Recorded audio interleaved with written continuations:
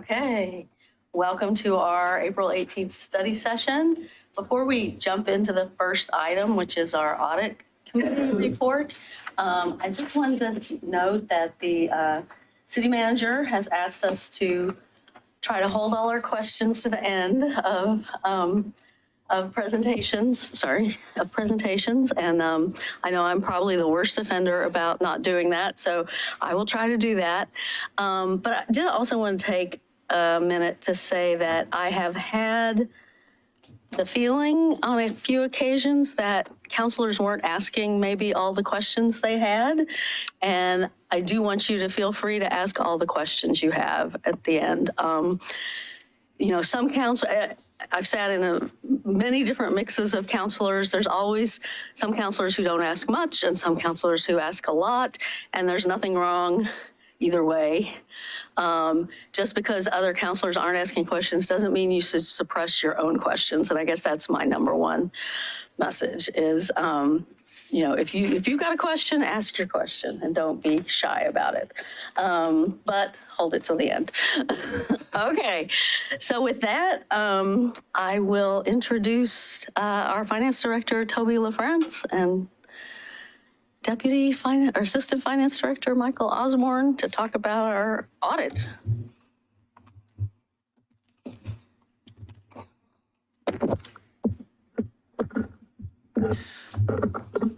Good afternoon, Mayor and Council. I'm Toby LaFrance, your Finance and IT Director, and Michael Osborne, the Assistant Finance Director, is with us here this evening, and we're excited to talk to you about accomplishments that have happened in the Finance Department.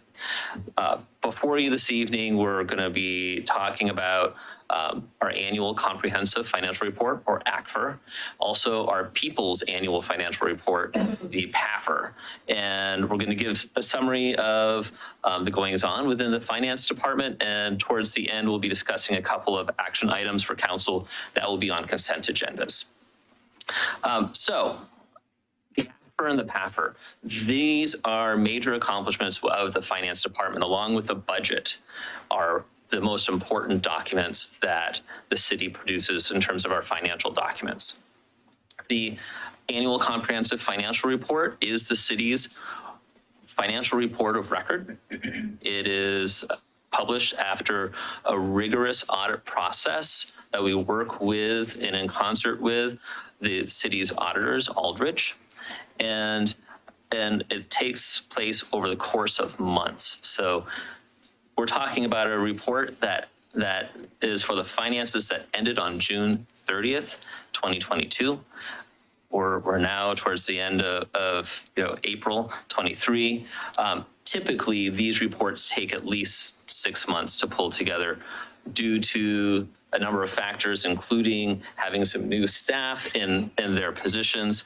It took a little longer this year. So that's why it's taking a little bit longer to come and talk with you this evening. And it's a very technical document. It's really geared towards bankers, rating agencies, people who are going to want to take a hard look at the financial position of the city of Milwaukie. In response to the technical nature of the ACFR, the People's Annual Financial Report was created by the Government Finance Officers Association. It's essentially the association for people in my profession nationally. And this is a much more approachable, much more readable report. It's 20 pages long, talks much more about the city's goals, objectives, accomplishments, also city structure, and it sprinkles in a little bit of financial information. So if you are ever talking with constituency and they want to know a little bit about the finances of the city of Milwaukie, it's a great place to start, and it gives a little bit of historical information about the city's finances. It's really meant to generate discussion more than it is to answer all the questions. It's a brief report, and it's a good entree into the finances of the city. And what's important is, I mentioned the Government Finance Officers Association. They set standards for what makes a good ACFR, what makes a good PAFR. We are required to do an audit. We're not required to do everything that the Government Finance Officers Association tells us we need to do in our ACFR. we need to provide additional schedules, we need to provide additional information to meet best practices.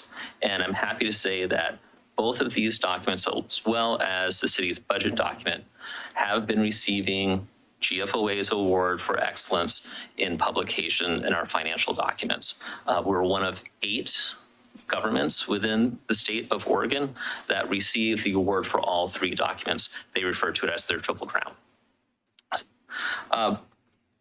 After talking a little bit about those documents, and just so you know, the documents, they are published. They're out on the city's website. They're also in the agenda packet this evening that you have available for you. I want to talk a little bit about the audit process. So we have an audit committee that was formed by the city council, and they are charged with working with our auditors, and they meet twice a year. Once at the beginning of the audit process, they meet with our auditors to talk about what it is, what's going to be the work plan for the audit. And it's also an opportunity for the audit committee to make suggestions if there's any areas where they may have some concerns. And so the auditors will take that into consideration. And most recently on Thursday, the 13th, just last week, they had their second meeting, which is where they deliver the results of the audit. And for the audit committee, Councilor Massey is the council liaison with that committee. So we had that meeting, and there's a couple of things that were covered during that meeting. They talked about the audit process, how they come in, what they're testing. They don't test everything, they have to sample, and what was the results of that. Ultimately, and the thing that most councils want to hear is, we received a clean opinion. It's an unmodified opinion, which is very important because it means that in all material respects, what's in our annual comprehensive financial report does reflect the finances of the city of Milwaukie.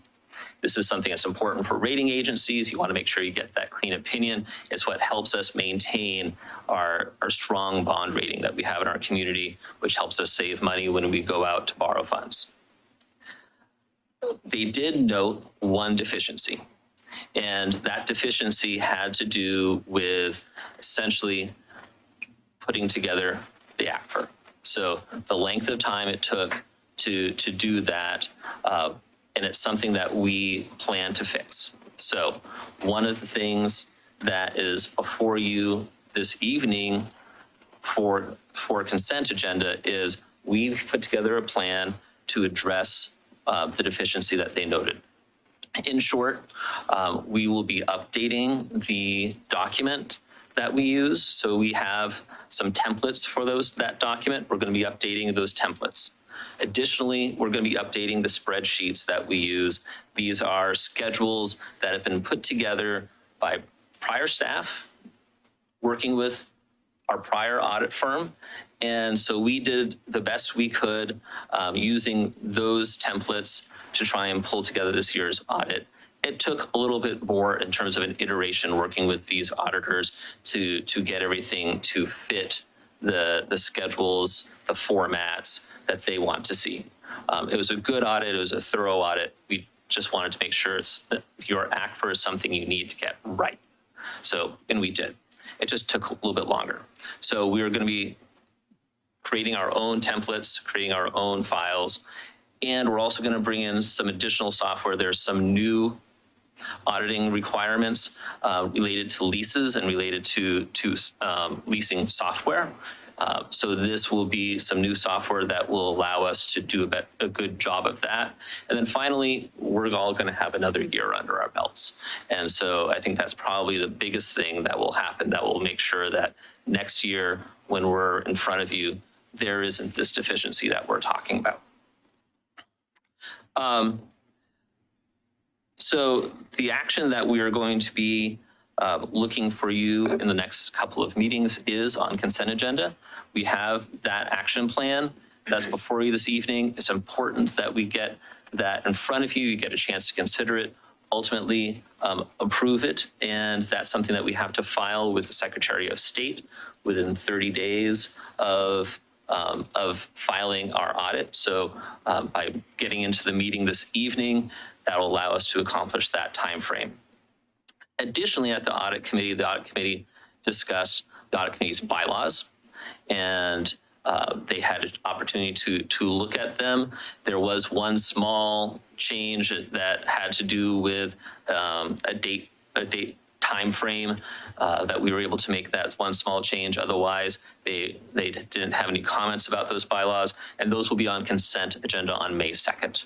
So with that, I'd like to provide Councilor Massey an opportunity as the audit committee member to provide any additional comments about how things went last Thursday. Sure. Well, I'm not sure the other city councilors know this, but basically they brought in a new audit firm. And so I was a bit surprised that it was, the procedures of the audit were so specified to firm. In other words, they had to have schedules and everything like that in certain formats and everything like that. In my view, general accounting principles are that general accounting principles. So I was a bit surprised that there was so much emphasis on making our formats fit their formats. It's okay. That's all right. But I was surprised. The second one is that the reports are pretty generic. If you had a chance to read through them, they're fairly general. I would have, I don't want to go overboard in too much detail, but I was kind of concerned about the lack of detail in the reports. And so when we, in a general sense, an audit is pretty straightforward. You can understand it. If you've been around, you say, okay, we're gonna sample these. We may do 100% of certain categories. There may be a census rather than a sampling, and they have a procedure to go through and do that. And they call them tests. I kind of call them spot checks. To kind of take it through. Was it authorized? Was there a budget line item for it? Was it accounted for appropriately? Was there a second check and that kind of thing? All sorts of things that you would expect to do. And I think that the finance department, had some challenges there because they were lacking people to do the job and lacking people to do the double check. And so when this deficiency was highlighted, you say, okay, we had this many tests that were done and in these various categories, and this resulted in this amount of deficiencies. They're kind of, although they are grouped in one, my question was, how many were there? Okay, and the answer I got was 14. And unfortunately, you guys weren't in the meeting for that. So did you hear that at any point? I talked to Michael about it today. Okay. But I think you finish it. This has actually been really helpful. So Yeah. we've been talking about this last couple of days. Keep Yeah. going. So, I'm just a full disclosure kind of person, and 14 doesn't alarm me. 100 might alarm me. 1 would alarm me because I'd say, did we get a good audit? But 14 is kind of in my level of comfort. So yeah, got some things to do. But it took a while to get those answers, And so I was kind of surprised by that in the audit process because the reports themselves were so generic. And so I asked a lot of questions and being the new guy. And so that's what I came up with. Not overly concerned, but some things to work on. I want to first thank Councilor Massey.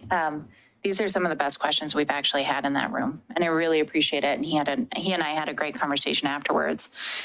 When Michael and I met this morning, we talked about how important this process is because it is about transparency and it's about making sure that things are working and functioning with taxpayer dollars. But it's also really good help for us. It helps us check our systems and make sure that we're not missing something.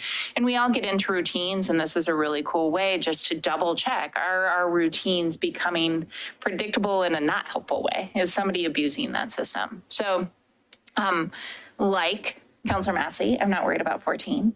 I also think it highlighted a couple things in this process that we're going to go talk to the auditors about. So they've only run a couple of other city audits in the state. This is new for them. They do audits in other spaces, but they haven't done them in government spaces for local government. And there are some things that I also noticed that they were lacking, that the counselor and I spoke about. So we're going to keep growing. This is a growth opportunity for them. It's a growth opportunity for us. But I deeply appreciate how our team has gone through this process. And I also just want to call out how much I appreciate Michael, because he was going into this process as the head of a department when he'd been hired 2 weeks. I think you had 2 weeks with the former director before they went on leave and then were gone. So he carried both jobs and all the staff and the hiring process for his boss and all these other things. And I think we're in a much better place moving forward just because we have more staff. But I think he did an excellent job. So I wanted to just call that out here. And we'd also thank you, and we'd also be remiss if we didn't mention Judy Cerrillo, where prior to Michael and I being here, the finance director and the assistant finance director did the bulk of the work putting together the ACFR. Michael and Judy did it this year. So even though Judy's been with the city for a long time, this is her first time really digging into this report, and the two of them did an amazing amount of work. Excellent, really. Other questions? So with that, yeah, after Councilor Massey, that's the end of the staff report, and we're here to answer any questions you have. Okay, so am I hearing that we had the Triple Crown for some years, and this issue didn't come up with the last auditor. So is this a specific thing to the audit company? So they're two separate things. The auditors will come in and they're auditing a subset of the annual comprehensive financial report. So they're auditing the core financials, and so that's where the 14 comments come. And like Councilor Massey, it's all, I'm not concerned, it's all fixable. And frankly, we need the auditors, part of continuous improvement process is having auditors come in and having new auditors come in, because it really does, you get a fresh set of eyes, and it's important to get that fresh perspective on occasion. The Triple Crown, GFOA, that is saying that we're taking those core financials and we're expanding upon them. And that is something that for the annual comprehensive financial report, City of Milwaukee has received since 2011. And the Triple Crown, since the People's Annual Financial Report is a newer document, it's only been for 3 years, I believe. And so we're hopeful that this latest iteration, they've also been submitted for the award. We're hopeful that they will receive the award as well.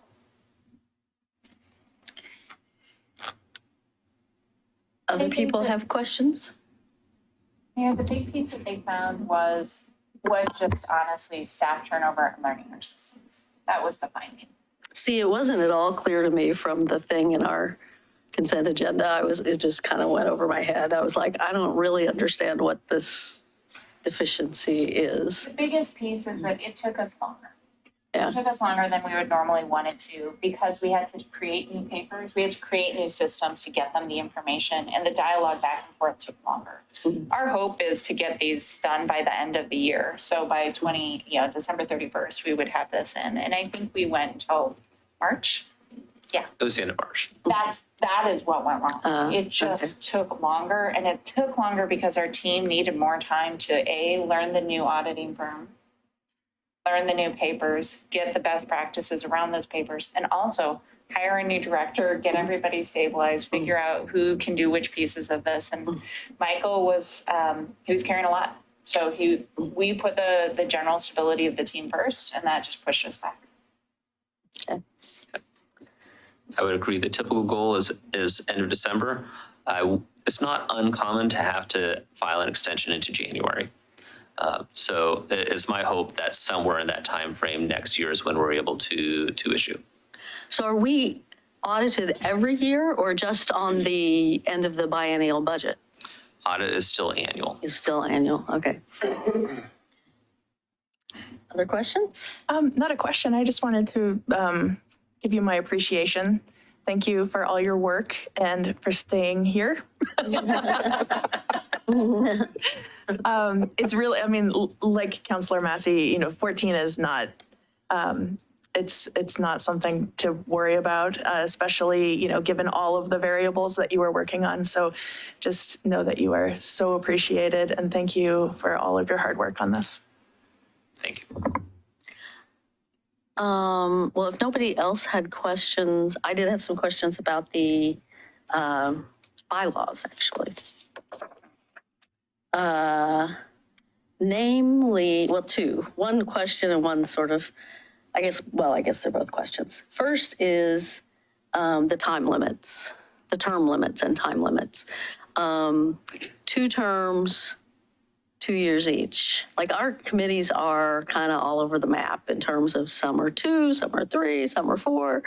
I guess with the standardized bylaws, we're trying to standardize that or not really? We're not really changing that. I'm looking at the recorder on that. I believe the municipal code has, it might defer to each board and committee's bylaws. And so part of our template that council reviewed and approved a couple years ago was to standardize and streamline that.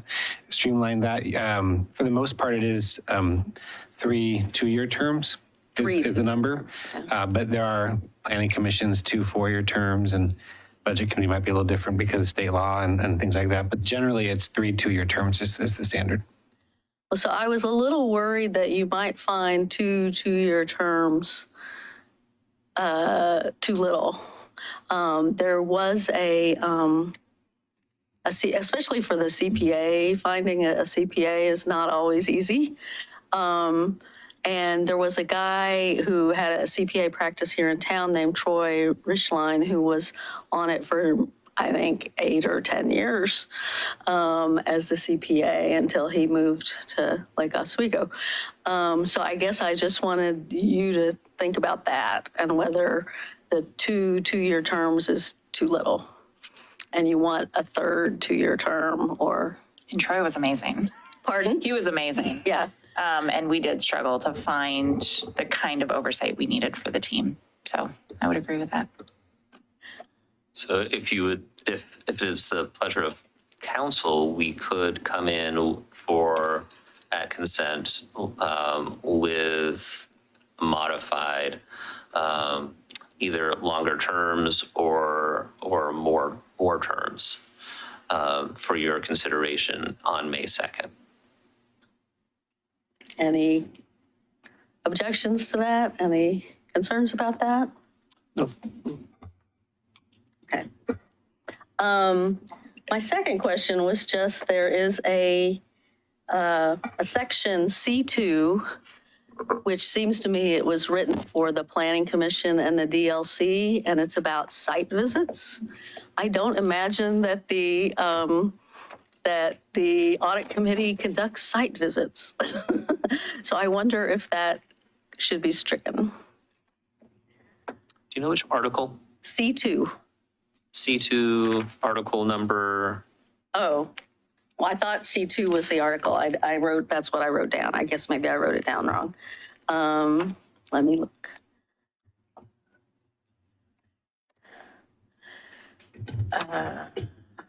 It's under article number 5. Okay. Assigned officers and assigned duties.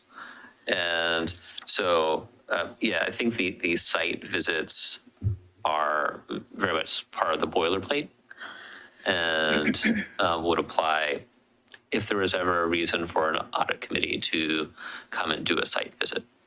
So we should leave it in. I don't think it hurts anything to leave it in. Okay. Okay. Great. All right.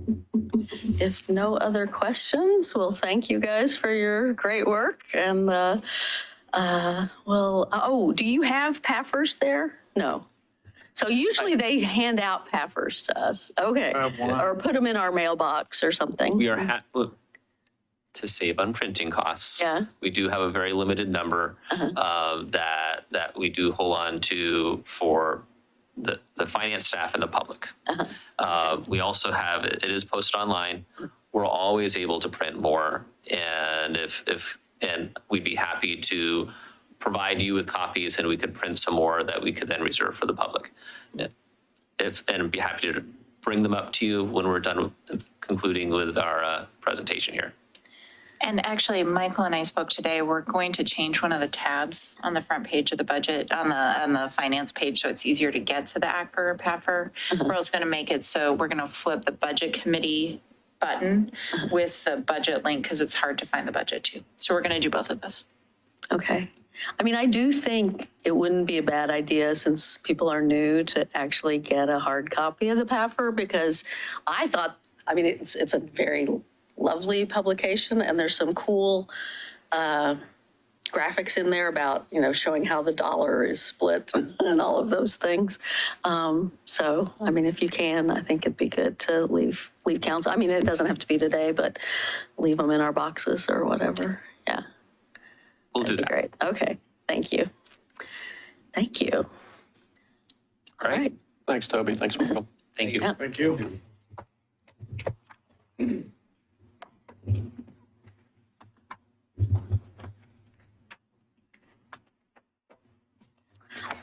So our next item is an events update from our Events and Emergency Management Coordinator, Dan Harris.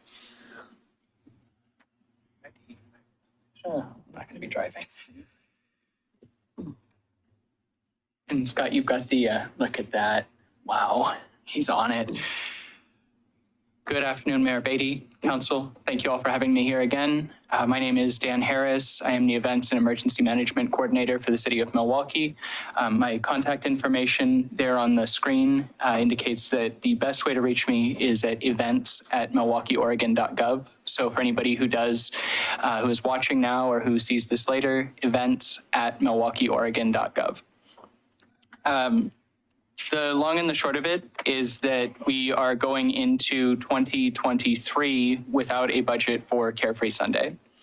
I know that this is a popular event. I know that it is well in line with the city's climate goals, with supporting active transportation. There is no lack of desire to produce this event. The fact is that it's the most expensive event that the city produces in any given year, certainly the most expensive of any of our three signature events.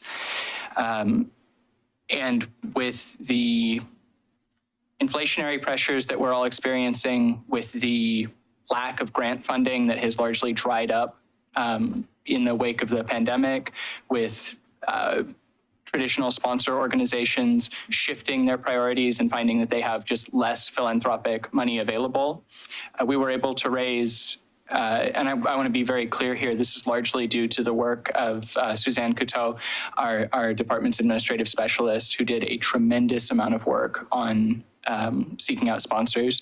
But we were able to raise $10,500 pledged toward this event of a target of $20,000. There was an additional $5,000 grant. I believe that was the Metro grant that was provisionally awarded, but we didn't find out about that until this past week. So that would have brought us up to $15,500. Again, with a very conservative fundraising goal of $20,000. Just as a comparison, when this event was originally proposed in 2018, we were looking at a budget of somewhere between $61,000 and $71,000. In 2019, the last time a big event was produced before the pandemic, it cost $52,000. I was able to bring that down to $41,664 last year. And I think, and as I proposed to this council a couple of times last fall and then earlier in January of this year when we met, I suppose last fall, that was the previous council, my apologies there. But in any event, the last two times that I've been here, I have suggested that there is a way to get the cost down further. And I think that's true. I think that we had something like $2,500 in the budget because of fundraising left over from last year's event. So I think that we could produce a version of this event for somewhere in the neighborhood of $22,000, $23,000. It would be significantly pared down from what we've experienced, from what we've come to expect from events like Sunday Parkways and what Carefree Sunday then became from that. But I think that is an outside possibility. I think that realistically at this point, if for the future of this event, we have essentially three options. One, which is the preferred option, and I believe is listed in the staff report, would be to change this into like an every other year kind of event. And the idea there being that we would have the budget to produce a mid-range event, something in the $30,000 range, if this is something that council wants to continue to prioritize. That would also free up an additional $10,000 in the biennial budget that we could use to have some padding on solstice, on the umbrella parade, on the tree lighting.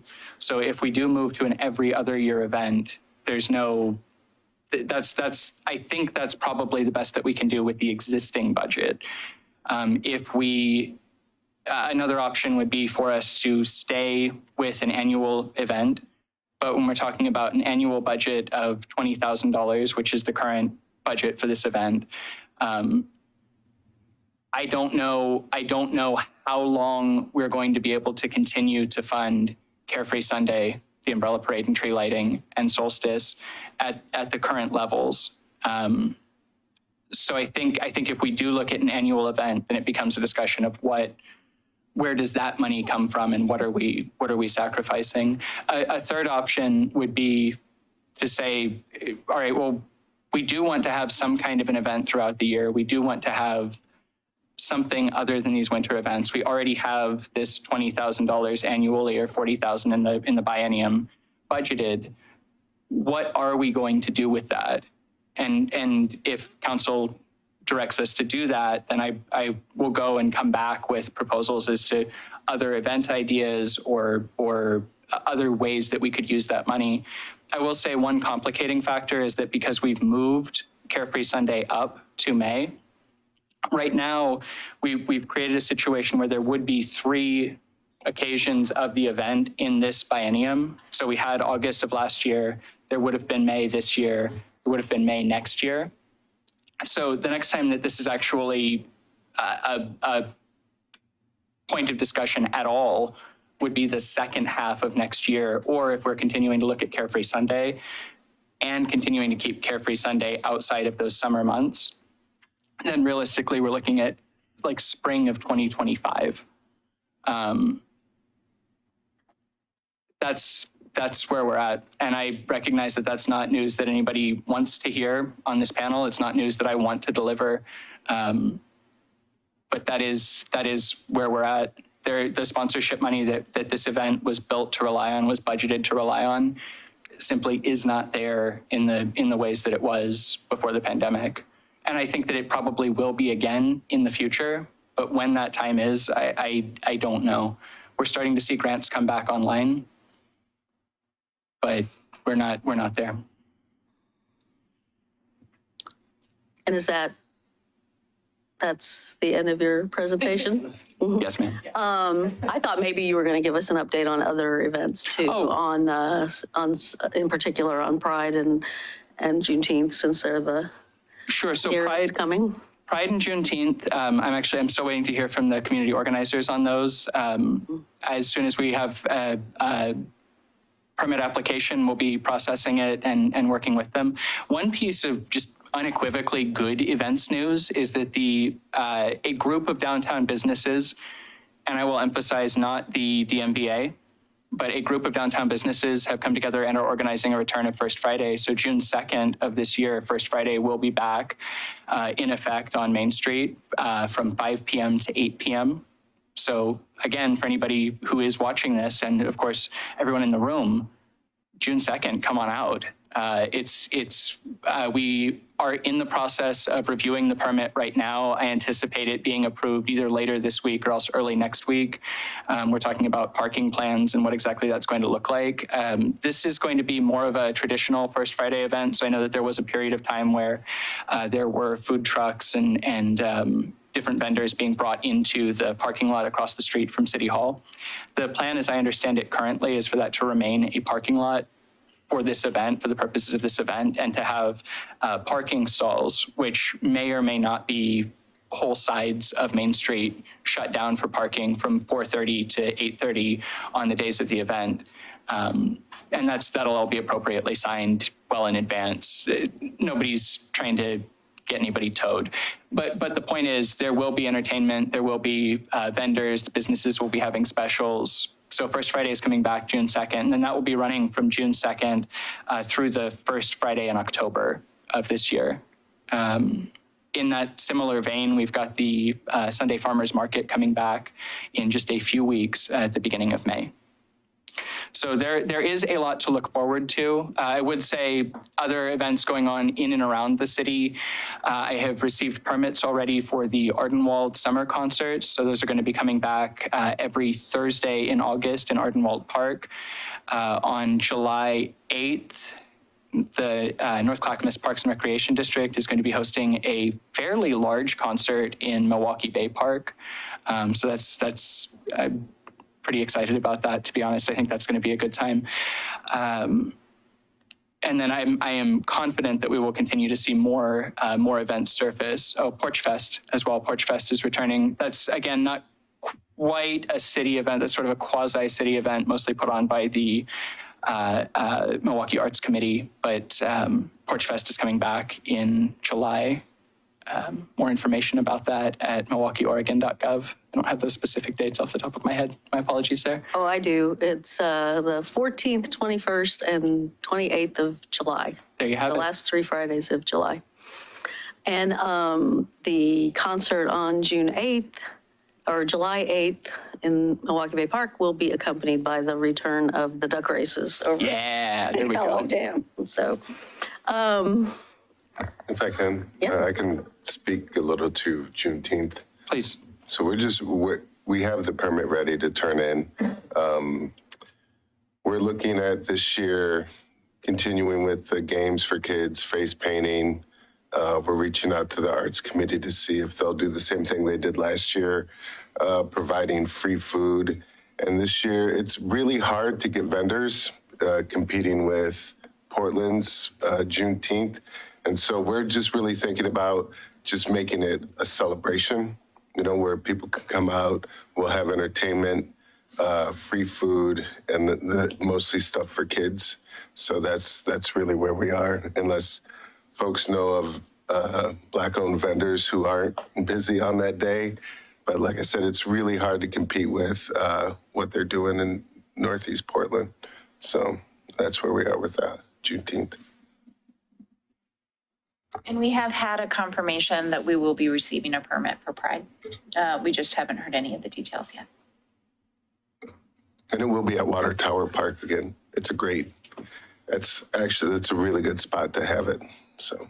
Do you know for sure, Council President Nicodemus, is that going to be on Sunday Saturday. the 18th? Saturday. Or Saturday the 17th? We'll do it on Saturday because Father's Day is that Sunday. That's a great point. And then it's always competition with Father's Day Pride. So we're trying to do it on that Saturday, So June 17th. 17th. Yeah. okay, to go back to the main conversation, the Carefree Sunday.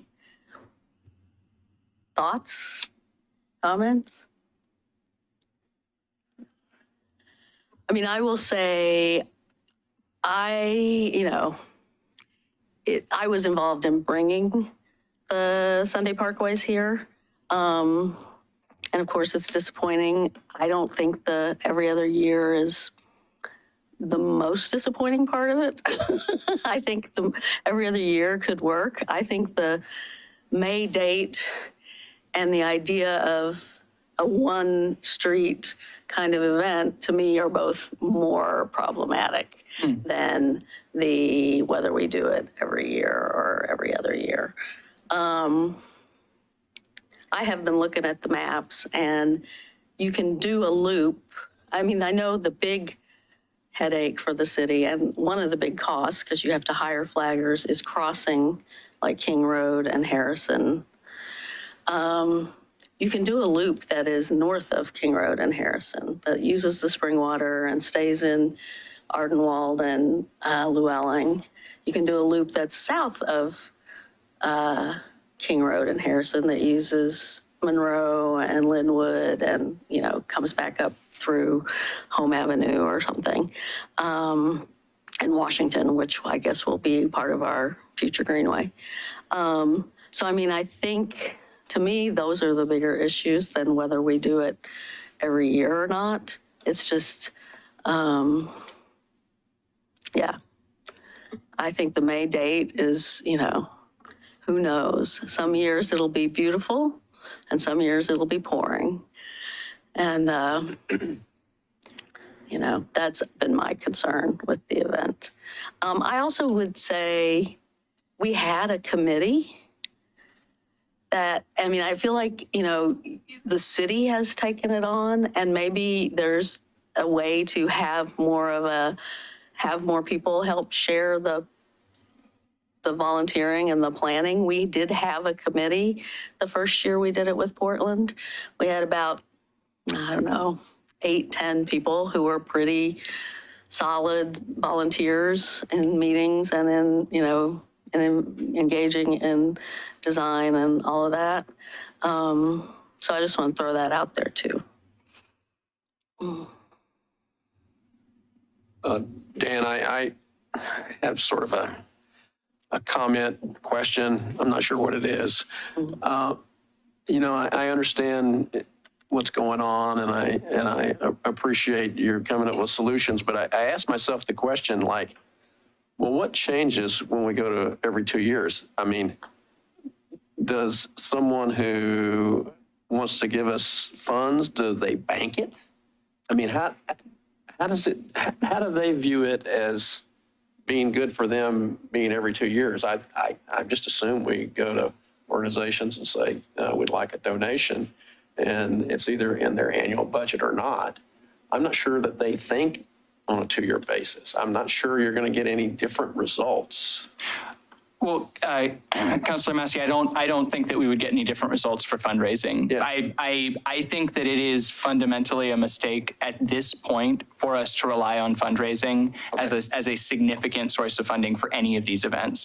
If we were to go to a 2-year model, then what that would do is it would take what is right now it's $40,000 that's budgeted for it, and of that $40,000, we spend approximately $82,000. So if we were to take that $40,000 budget and shrink that down to, say, a $40,000 budget for an event that we're producing at a cost of $35,000 every 2 years, then that would give us, that would, in the first place, completely pay for it with existing funds, and then also would give us, again, about another $5,000 buffer, which we could shift to these winter events that are, I'm going to say, getting more expensive. And right now, we've been very fortunate that the Llewellyn NDA has continued to provide the support that they have, that our community partners, including the Rotary Club, have provided the support and volunteerism that they have. But if at any point in the future those costs go up, costs for hot chocolate, costs for snacks, costs for firewood we get from Public Works, but any of those kinds of production costs go up, then those budgets are all of a sudden also in danger. So when I say go to every other year, what I'm proposing is that we keep the budget exactly as it is and continue to fundraise, because any money, I mean, so I'll tell you right now, I have an application out to PGE to sponsor Solstice because, hey, we're lighting up the winter. Doesn't that make a whole lot of sense? I think that if we can continue to do fundraising around these other events, that's going to help as well. And any additional funding that we can get on this from community organizations, from grants, from sponsors, fantastic. But right now, Carefree Sunday is only possible if we get a pretty substantial contribution from the community, and that did not materialize this year. And I think that we're setting ourselves up for failure if our plan in the future is, well, as long as somebody writes us a check, we'll be okay, or as long as several somebodies write us checks, we'll be okay. What I'm proposing with the every other year is let's use the money that we have, and let's use money that we can count on so that we can give the community a reliable event. So this allows the city to bank it. Yes, sir. Okay. And we would still do fundraising And I think you can do additive pieces to it. But this way we could guarantee the delivery of the event every other year. Mayor, I also just, before we let your questions pass and your thoughts about the route, I think that we long-term wanted to do a bigger route and a more interesting route. But I think what we came back to is just with the budget of 40,000, it's actually still really tight to do anything but that abbreviated budget or that abbreviated route. Unless we somehow knew that we were going to get another $10,000 or $15,000, even on those every other years to do the bigger space, it's just too hard for us to predict that we could pay for that size. So we don't disagree that it's not, your route or something similar is better.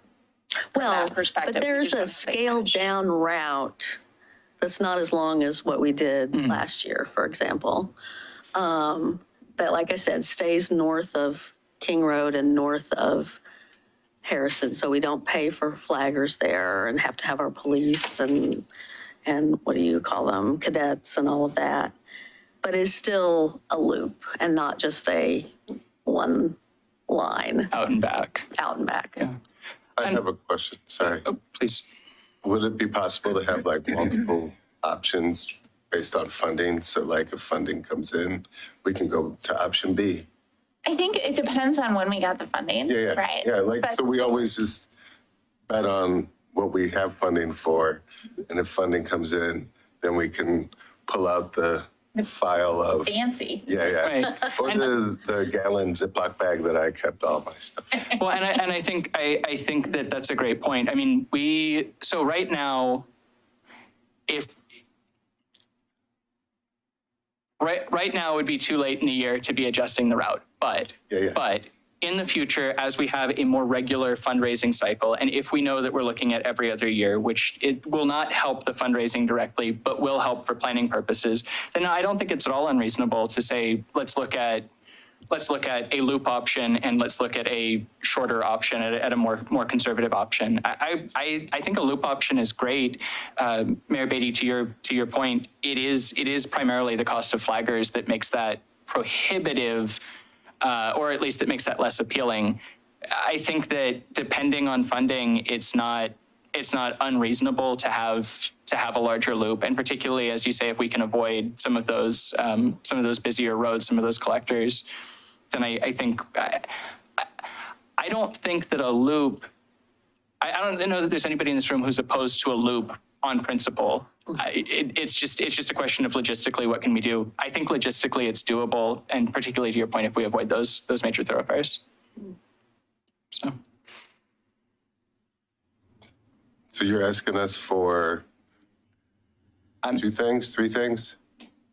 One thing. Okay. One thing, which is what are we doing with this event? What would council like to see this event become? If it is an every other year event, which at this point would be every other year beginning in 2025, then I think that's excellent. Let's do that and let's move forward with it.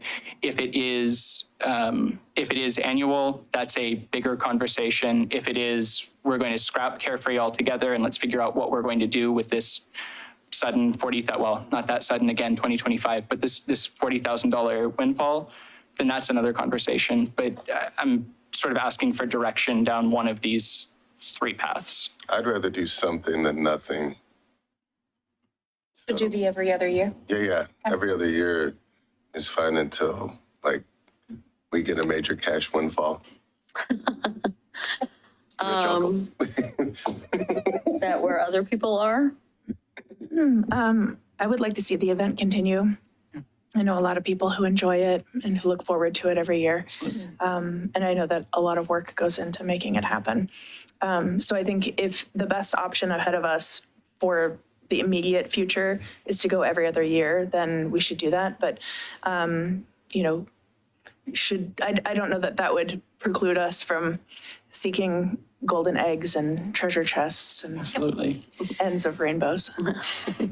We have a teammate who's also been helping us with some of the golden eggs and the treasure chests. And so if we know that this is something that you're interested in doing every other year, and we have some time again to go out and ask and see if the world is a better place in terms of giving and money giving, we can ask her to do some of that again this next year and see if it's more productive. I mean, the traditional sponsors, well, and you know this from the, our sponsor was MODA. For Sunday Parkways, it's always Kaiser Permanente. It's kind of the big healthcare providers who see it as a health and wellness thing. It does strike me that it is the one event that brings together really all three of our, well, what may be our council goals. We're contemplating establishing as council goals today. It's the climate, as you referred to, the equity, and hitting our parks. It is the one thing that, really kind of addresses all of those. So. Yeah. I've lived in Milwaukie for 6 years. I've been with the city for almost 4, Mayor Beatty, and I'm going to tell you, my favorite thing, hands down, about our community is that we dare greatly. I mean, this city routinely punches well above its weight class in a variety of places. Carefree Sunday is a great event. Carefree Sunday is a big event for this city, and it's a great event. I don't want to see Carefree Sunday go away. I can't promise you Carefree Sunday annually at this point, reliably. And what I don't want to do is I don't want to get into the business of saying to this council and this community, oh, it's coming, and then pull the football away. That I feel is worse than canceling it outright, or a better thing, saying this is what we can do. Let's make commitments that we can keep and then keep them. Is where I'm coming from. It's a great event. And so do you, you're talking about 2025, so you don't think it's possible to, I mean, we've spent in August, in this biennium, we've spent our $40,000. Well, what will happen is when that resets in July of 2024, right, then we could theoretically do a fall event. I will say that part of the reason for shifting it earlier in the year is that we get into this situation where you've got Carefree Sunday, we've got nothing for 8 months, Carefree Sunday, Umbrella Parade, Solstice, all sort of clumped together. So part of the idea was spreading it out. August and July, even Portland has abandoned. I mean, they've taken their Sunday Parkways down from, I believe it was 5 previously to 3 for the last couple of years now that it's coming back post-pandemic. And they have left July and August completely off the calendar because they keep getting burned out. And I mean, it's the same thing that's happening to us. So if it becomes an issue of either pushing it later, which means that now rather than having it be nothing for 8 months, it's nothing for 9 months, or pushing it earlier. And you really don't, once we start looking at pushing it into June, then we run into the same problem that our council president was addressing, where you've got Father's Day, which of course isn't a widely celebrated city event, but people care about it, right? Father's Day, Juneteenth, and Pride stacking up on top of each other, and then to try to add another event into June. So that's how we ended up in May. And I agree with you, there are going to be years where it's just kind of funky out. I mean, it hailed today. Hopefully it does not hail in the next, but I would say that if we do want to try to push it later, then we can do that. But at some point, if we are going to shift it earlier in the year, then we're going to continue to run into this, where does it fit in the budget cycle problem? And I think my suggestion would be May of 2025 is the next time that we have a date that makes sense and the money at the same time. But if the direction from council is put it on late in 2024, that's, let's do that. I guess I'm not as concerned about the 8 months without anything, or 9 months, because like you said, they may not be the city's events, but we have Juneteenth, we have Pride, we have Earth Day, we have, summer concerts. Sure. So I thought the issue with not doing it in September was city staffing things.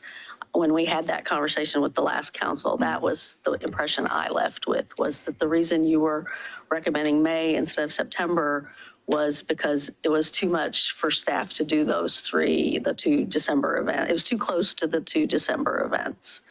If that's not your motivator, then I think we should revisit September. We can revisit September. I actually think, just knowing Kelly, we had back-to-back fire years in September where the smoke was pretty bad. So we were asking people to get on bikes and to work out in really terrible air quality. And there was some concern from that side of it, but there was less, at least when she and I spoke. I don't remember the council conversation. When we were talking about staffing, I know that we were talking about staffing as a concern in July, because then you run into a problem where folks are on vacation and a lot of the community is on vacation. I don't recall staffing as having been a specific concern for a September event. I think there are legitimate concerns around a September event, but it's not. If you said, Dan, this needs to be in June and you need to make it happen, I would say, Mayor, can we please talk some more about that? If you say September makes sense, we can absolutely do September. So. Well, I mean, I don't know what other people think. That's just. I think one of the things that came up for September was going back to school.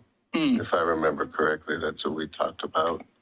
Well, I mean, yeah, you couldn't do it till after Labor Day. Obviously, you wouldn't do it Labor Day weekend. You'd have to wait till after back to school. Well, I just forgot we have an event on Main Street this year. September, y'all. We're getting a new city hall. There's going to be a party. So there will be an event, and it's not being run by Dan.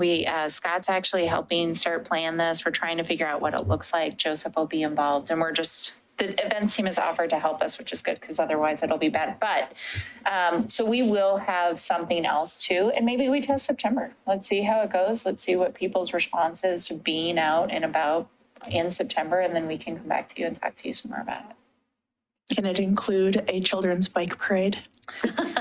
For you, anything. Actually, we've been talking about bringing in the marching band and marching from here to the new city hall, making it kind of fun. So we have all sorts of ideas. And yeah, if you have thoughts on that, Scott and I are going to be talking to you we should probably talk in the next couple of months just about what we're thinking about and what you all want to see in that celebration. It's going to be fun. Good. Sounds very fun. Looking forward to it. And I don't want to see Carefree Sunday obviously go away. I would rather have it every other year than nothing. But within that, also keeping in our back of our minds that hopefully we can eventually go back to an annual thing. And if it's, let's see how people feel about keeping it in September.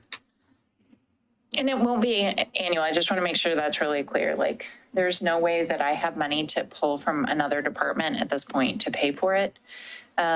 So this will be an every other year thing based on what you're all saying. If you decide that you're willing to give something up, we can come back to you with some proposals of what we could remove, but it would remove a program. So every other year, come back when we're closer, figure out whether it's a May or a September event, and we can talk again. Maybe things have changed in the world. I have a quick question. So as the mayor was saying that originally there was a committee that was discussing some of these items, and I know I saw you posted on Bike Milwaukie about this earlier today. I mean, so let's say that there's a conversation within community about what happens in the off year. Last summer on our street, we used, a block party permit. We closed it on the street. There was a bike rodeo kind of thing. A lot of the people who showed up, and we encouraged them, to show up on bikes. There were tons of bikes, there were roller skates, I'm wondering if, could there be a space for something like that almost develops like Porch Fest, so that people can host block parties throughout the city, maybe on the off year, that it's not so much a drain on the city, but that there's still the the capacity, and the interest and the love for being out of our vehicles. Absolutely. I mean, so that's another thing that I should just go ahead and plug. So the city does have a block party program, and generally speaking, because there are some insurance requirements attached to that, as there will be anytime that there's a public event, people, generally speaking, will coordinate with a neighborhood association, but there is absolutely nothing to stop any resident of Milwaukie from taking a block party application down from milwaukieoregon.gov/events and hosting block parties and throwing block parties. And I mean, summer is, you wouldn't know it to look outside, but look at the calendar and you'll see it is well and truly around the corner. So anybody who is seeing this and would like to host a block party, anybody who's seeing this and would like to get their neighbors together, please do that. And if there are questions about the logistics around it, or about if well, I'm not sure my street has kind of a funny bend in it, and would this be appropriate place to, events@milwaukieoregon.gov. Please reach out to me. I would love to have that conversation with anybody in the community who is organizing events. This is good work. This is important work. I would like to do Carefree Sunday every year. It's also very expensive work. And to that end, if any groups, like our downtown business owners who are putting together First Friday, like the Milwaukie Environmental Stewards Group that's putting together a sustainability fair this coming September. If any of our community groups want to host events, please reach out and the city would be happy to work with you. The amount of direct support that we're going to be able to give is somewhat limited, but please do reach out. And if you want to throw a block party, I say go for it. Please get a permit first. Okay, so just so we're really clear, we're going to look at doing this after the next budget cycle, either in fall or spring. And we are coming back to you all as we learn things about the September event that happens at City Hall. We're going to continue to plug block parties. We've got our 2 events, but for right now, this is where we're at. Any concerns? We're good? Thank you all. Thank you. Thanks, Dan. Thanks, Dan. Thanks, Dan. Thank you. All right. So now we have our city recorder and legislative and regional issues. Thank you, Mayor Beatty and Council. Good to be with you this afternoon. We are getting, we're mid-ish way through the session, and we are still chugging. Bay and Salem are still chugging towards the next deadline. The key dates list here, May 19th. And as I think was commented somewhere in the last week, things seem to be grinding a little bit to a halt. There's some deadlock. Shocker in Salem. Can't reach that point in the annual round of business. And so the amount of the legislation that the city has been tracking and the amount of activity has really dropped off the last 6 weeks. This afternoon, I ran a quick update on where things are and the bills that we're tracking. There are quite a few that are on to 3rd and 1st readings. What's PRA? Sorry. Oh, I figured out what it was, Josh. I'm back. Public Records Advocate. Oh, okay. Yeah, PRA, Public Records Advocate. So the top 4 there are all on to readings, which I presume means they're on to being approved, adopted. And then there's a hearing on renewable hydrogen, and I'm sorry, that's my shorthand for that. I do not remember off the top of my head what that bill's about. I believe Natalie Rogers put that on our tracker. And then system development charges and area unit income, which I think Joseph Brilio brought to our attention, if a member of council did not, has a work session coming up. So really that has dropped off. Does council have anything to note on this page, or are these bills? And then the next one is super exciting. And I have not received any requests for letters from council in the last couple of weeks. So with that, I'll just get here because they've been here the whole time, but resources pages for anybody to track, and then how to contact me if you need it. But pretty quick legislative update on my end today. What would you like to discuss? Well, so as I understand it, some of the hot button topics are the firearms bills And every day we have new horrible news in this country about why we need some more firearms regulation. But I feel fairly confident that both our House rep and our senator are, know where we stand on that and are going to vote in support of those kind of bills. So I don't know that there's a point to us writing a letter. I don't know, maybe we should. Maybe we should, just to be on the record. Yeah. I don't know what other things other people are tracking.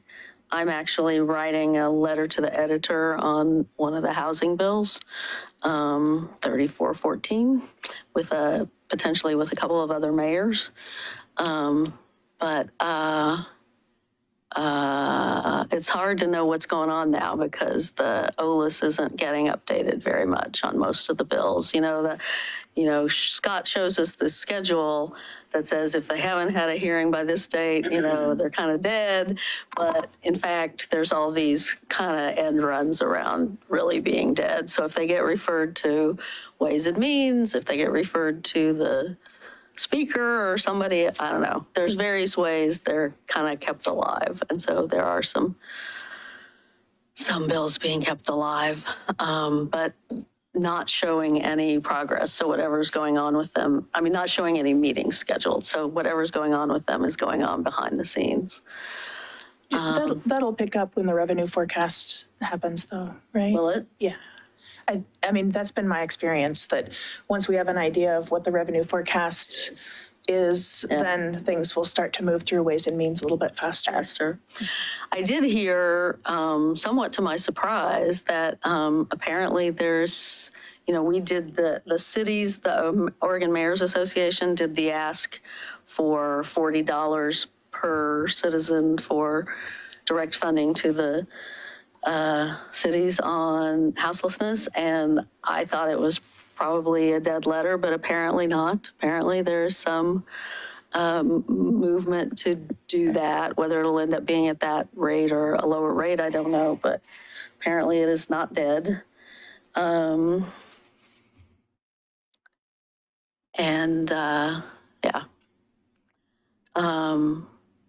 There's any number of things we could still weigh in on, but if nobody's feeling, if nobody's following anything, there has been some movement, I think, on some of the childcare bills and education bills too. I will just say, anyway.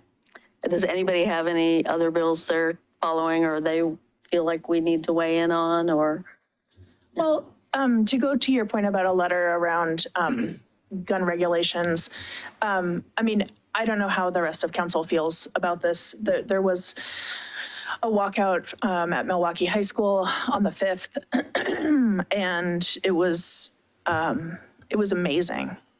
To hear from students directly about their concerns, to hear their experiences, their fears about their younger siblings who are in elementary school or middle school who are, it wasn't that long ago that we didn't have actor shooter drills in our schools. It's getting, it's noticeably intensifying within student populations. And so I attended the march to support some of the students that I'm connected with and sat with them for a little bit afterward. They're very interested in next steps. A couple of the students who were there have written an op-ed article that will be in the Clackamas Review, I hope, this week. In terms of their next steps, the things that they want policymakers to focus on. And so I would be interested in supporting a letter from Milwaukie, around moving some of those regulations, the bills addressing regulations forward. I'm also really interested in maybe hearing from some of the students, maybe we could have them come and talk to council. I know that a few of them went down to City Hall on the day of the walkout. And of course, being volunteers, we weren't all here on that day, but it was really powerful to hear from them directly and talk with them directly. They're working to organize over the summer. And so, any students who might be watching and want to get connected at Milwaukie High School or others, there's an organizer training that's starting this summer through an organization that we're connecting with. And if they'd like to get looped in with some of the organizers at the high school, I'd be happy to put them in touch. So anyway, I just wanted to highlight that and stress the importance of having our voices amplifying theirs. Well, and I think there are more than one paths we could go down, right? I mean, we could write something to the legislature supporting whichever bills. We could also we have as a council in years past done resolutions around, I think we did do one around firearms. We did one around Russia invading Ukraine. We did one around the murder of George Floyd, just sort of resolutions expressing either anger or, whatever emotions. They get, I was thinking about this last night because the stories that are really, the school stories are terrible. And now we have this new wave of sort of people being, the sort of stand your ground kind of attacks. The young man shot in Kansas City through the door. There was a woman shot because her Uber went in the wrong driveway. Just crazy, crazy things that people are doing. And, I don't know what we can say that affects anyone, but it does seem to me like the moment calls out for some kind of a statement, some kind of a plea for restraint and, I don't know. Well, I can support, some activity and support. I think I would want to, piggyback on what Rebecca says. I think the tone of it should be, we want what the kids want. Because you know what? It's the kids that are getting killed. And it would be a voice of support, for the young people who are disappropriately, impacted by these levels of violence and that kind of thing. And I could support that, but I think that that's the vein that I would suggest that we take. We want to support, our children. Yeah, I agree. When I think of this, I think of the event that happened in our own Milwaukie High School when there was a report of an active shooter and the kid had a umbrella. They had mistaken the umbrella for a rifle. And just to think of the trauma, for one, for kids to think that an umbrella is a rifle, for that child, and then for the child who had the umbrella to be faced with guns from police officers because of a potential threat. And just what that does, that's PTSD at this age. And I think along with that, have we done any sort of like in coordination with the police department, a gun buyback to get unlicensed, unregistered guns off our streets, or anybody who would want to turn in their firearms? You can do it anytime. So the city does accept guns, and we will do we have to do a thorough background check on them, make sure that they're not needed in any investigations or there's not a history or story to that gun. But that is a service the city provides. So if you know of somebody who would like to drop their gun off, they can do that at the police department today. Thank you.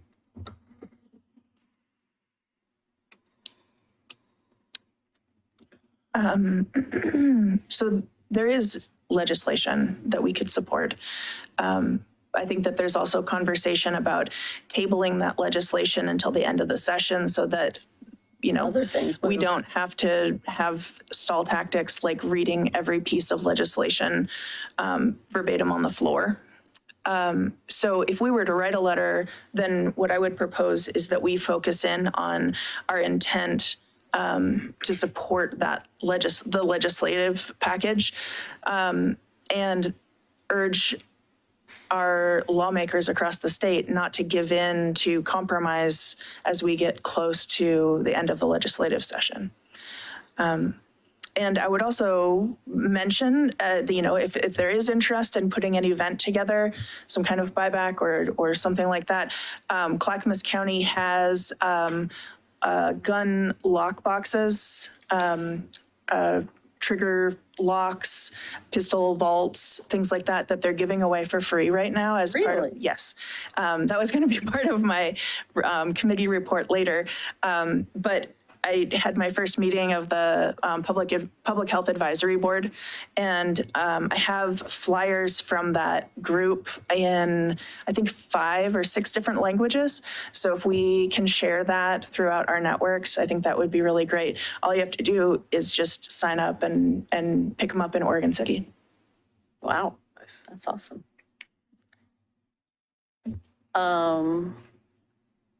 So I don't suppose you'd like to take the lead on drafting a, No problem. And I'll add it to the next legislative update to circle back on the gun control. the May 2nd? We can. Do you all want to do that, or do you just want to generally give her support Oh. to proceed with the letter? Because that's still, you're talking several weeks, a couple weeks before we're back here. What do you want to do? Either way. I don't think, from what I'm reading, they're going to move on it before May 2nd, but 2 weeks it is. Thanks.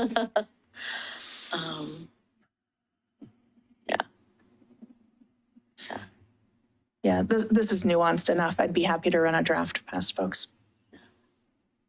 great. Well, thank you.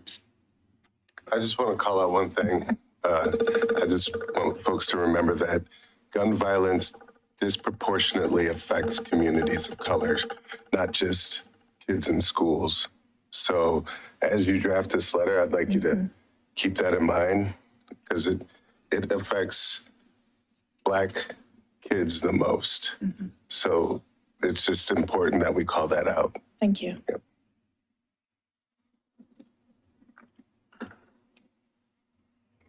So the other piece tonight, if you wanted, is normally we are going to start wrapping your council reports into the legislative time. That would be right now. You don't have to get through all of them, but if you wanted to start those, you could tonight. You've got 7 minutes. Okay, well, yeah, if we want, I've talked to a few of you about giving reports on the meetings you've attended. So I see Councilor Massey going for his North Clackamas Watersheds Council notes. So why don't we do a couple of those before we break for dinner, and then we can do the rest of them at the end of the night. Yeah. Sure. So this was from the March 15th meeting. And, they started off that basically it was about, leadership within the council. And they're going to be having elections, and they were just sort of doing a straw poll of interest in people who want to continue in their current roles or not. And so let me just highlight a couple of those. And so the chair, Mark, said that he was not interested in continuing because he's got things going on in his other job, which is also environmentally related, and so especially in the summertime, so that he was looking to step down from that. So Mona Thompson, who's the vice chair, indicated that she was willing to step up into that role. And Laura was interested in stepping up into the treasurer's role. Again, those are not elections. That was just sort of a general feeling of where people want to move and that kind of thing. Well, and both of those women live here in Milwaukie. So That's correct. Yeah. And so there was also some discussion from the executive director, Neil, who basically felt like they needed a dedicated finance committee because basically that role has been, sort of run by the fundraising committee, and they're really kind of separate. And especially with Kellogg Creek coming online, they see the need for some financial and accounting expertise. And there was discussion about, they would really like to have a CPA. We hear that come up time and time again, and that kind of thing. And that could be a person who's not even a member of the board, but who might want to do some pro bono kind of work. One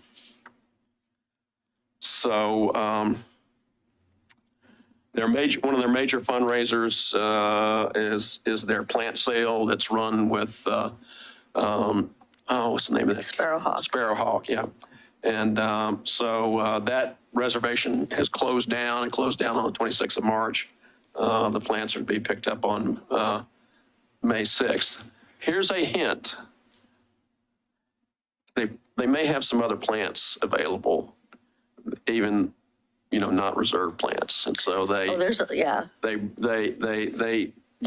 some carryovers that they bring to these things. So May 6th at 2 p.m., you might be able to score some good deals on some native plants at the Presbyterian Church. I probably shouldn't have told you that because I wanted to get them. Yeah. But that's okay.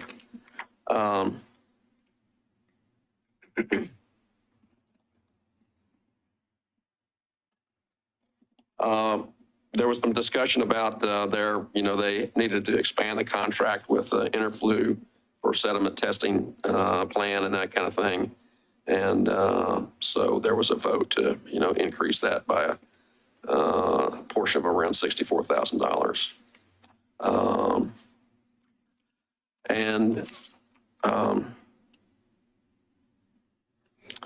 They mentioned that I think all the counselor was on the report that was sent out about the update about Kellogg. I thought I saw everybody's name on it. Yeah. So I won't go over all that, but one of the encouraging signs I think is that is the report that ODOT has a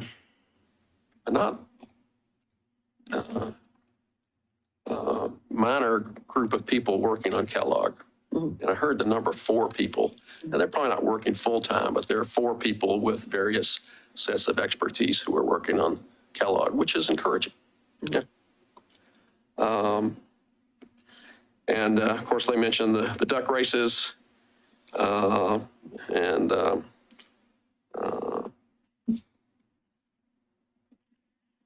going to be working for right now on the communications committee with just like us, you have various assignments within these groups, these tentacles where you get to do other things or get sucked in to do other things. So for now, I'm with the communications committee, and I'll see how that goes and decide whether that's the right spot for me. But maybe with finance, maybe that'll be another spot I can get into. Who knows? We'll see. Great. Well, thank you. Councilor Khosrowbadi, you want to tell us about the fire district? Yes. And City Manager Ober, you can feel free to, if I miss anything or I screw anything up, please feel free to interrupt me. We met on the 11th, actually, last week. And we had an update on the levy. And right now, the biggest issue that they're having is coming from citizens is about timing and cost on the levy. What that levy is going to pay for is 62 new firefighters, 3 QR vehicles, quick response vehicles, 2 new stations that are currently non-operational, would be now operational with that levy. It'd be $14.7 million per year. The wall-to-wall increase for median assessed value is approximately $138 per year. And they have done outreach quite a bit to NDAs and to PSAC as well. We also discussed the stabilization center that we're looking at opening here in Milwaukie. They were actually pretty excited about that and how the talked about the funds coming through Metro, if I'm not mistaken, City Manager Ober, right? Okay. And then it's primarily for those in critical mental health situations, which I think is awesome because, you know, a lot of people that suffer, individuals that suffer from extreme cases end up getting turned away or released out of hospitals because it's such an extreme case. And this gives them a place to be and kind of rest their head and you know, maybe get some things back together before getting released out. Correct. That's great, yeah. And you all will be touring the Eugene site in May? I'm excited about this, by the way. It's gonna be cool. It's gonna be good. Okay, Counselor Savinjord has several, so I think we'll keep her till the end of the evening. So that we get a dinner break. Did you have anything you wanted to report on? No, okay. So with that, we will adjourn the study session and be back here to begin the regular session.